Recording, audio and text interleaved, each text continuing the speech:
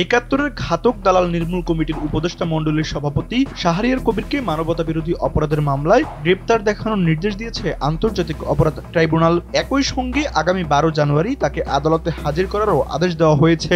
রোববার প্রসিকিউশনের আবেদনের পর বিচারপতি মোহাম্মদ গোলাম মর্তুজা মজুমদারের নেতৃত্বে ট্রাইব্যুনাল 1 এই আদেশ দেওয়া হয়। জুলাই অভ্যুত্থানের পর গেল বছরের 17 সেপ্টেম্বর রাতে ঢাকার বনানী থেকে শাহরিয়ার কবিরকে আটক করা হয়। আন্দোলনের সময়ের ঘটনাগুলোর উপর দায়ের হওয়া কয়েকটি মামলায় পরবর্তী সময় তাকে গ্রেপ্তার দেখায় পুলিশ। তিনি তখন থেকেই কারাগারে আছেন।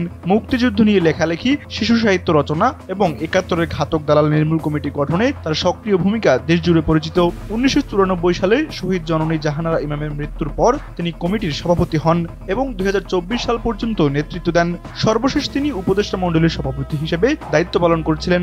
গত বছরের 20 আগস্ট মুফতি হারুন ইজাহার আন্তর্জাতিক অপরাধ ট্রাইব্যুনালে 2013 সালের শাপলা চত্বরের ঘটনায় মানবতা বিরোধী অপরাধের অভিযোগ করেন সাবেক প্রধানমন্ত্রী শেখ হাসিনা সহ 24 জনের বিরুদ্ধে। অভিযুক্তদের তালিকায় রয়েছেন শাহরিয়ার কবিরও।